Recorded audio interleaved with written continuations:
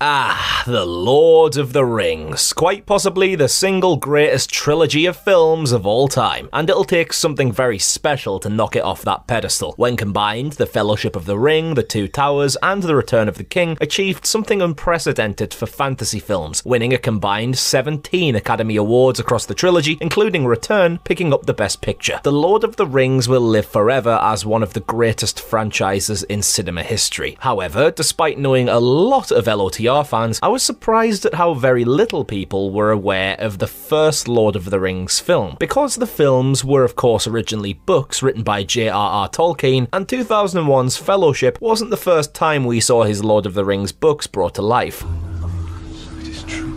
That achievement is held by an animated feature from 1978, which also holds the status of being one of the most fucking terrifying animations I have ever bloody seen. It actually makes you realise how scary the Lord of the Rings story is. Sure, the movies did a great job at displaying some frightening scenes, but good grief, this version amplifies everything tenfold. And the biggest reason for this? The animation itself. It's one of the most bizarre styles of animation I've ever seen, and one that definitely makes this unforgettable nightmare fuel. Rather than the characters being drawn by hand, all of the characters seen in the film are real live actors. These actors were filmed in black and white, and then the animators drew over the frames of the actors in colour. This makes The Lord of the Rings the first entirely rotoscoped animated movie, and that's not strictly a good thing. Just look at how these characters move. They're so lifelike, yet are still cartoonish. It's this odd combination that makes you really uncomfortable when you watch it. Even some scenes, such as in The Prancing Pony, have people looking like they are normal people with filters on. The main characters all have properly drawn faces, whereas these background characters are left with the real faces of the actors, but slightly coloured, and that makes them stand out like a sore thumb. But it doesn't help when even some of the main characters are a right state as well. Sam looks like this.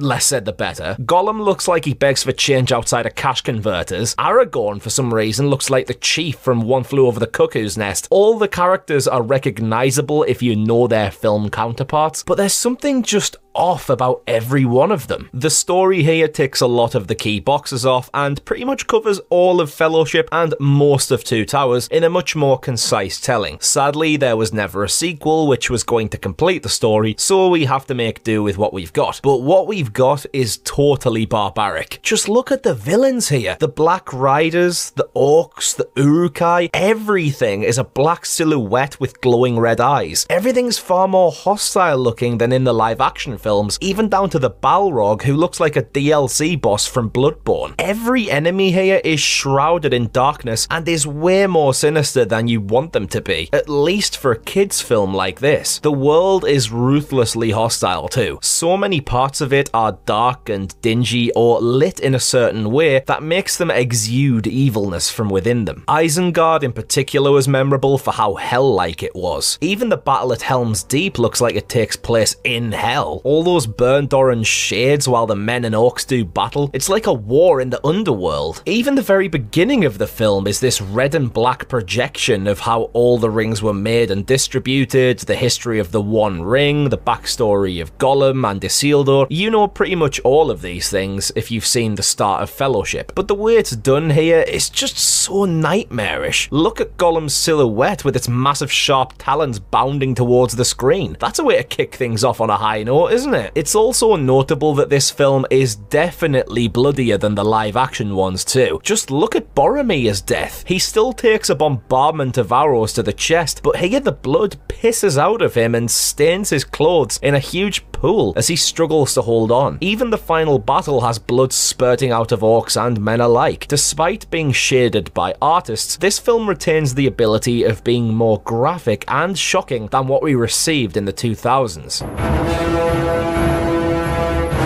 This animated feature is way too adult for what it was intended. The film holds a PG rating for parental guidance, and I think that's way too generous. The 70s didn't give a shit. Just look at Watership Down and how that was handled in the age ratings. Here though, how would you expect a young kid to get through the Black Riders stabbing Frodo, or the trek through the dingy corridors of the Mines of Moria? It's a relentless watch and definitely suffers from the same problems that affected the Black Cauldron. Wait too adult for how it was marketed. The Lord of the Rings did still do incredibly well at the box office and received mixed reviews, yet that still wasn't enough to warrant a sequel and means that this 1978 animation is a bit of an anomaly in the world of Tolkien. Do you think this deserved a sequel, or should this prime source of nightmare fuel be cast into the fires of Mount Doom once and for all? Let me know all your thoughts and feelings down in the comments below. I've been Connor from Unleash the Ghouls, and remember, always take good care of your ring.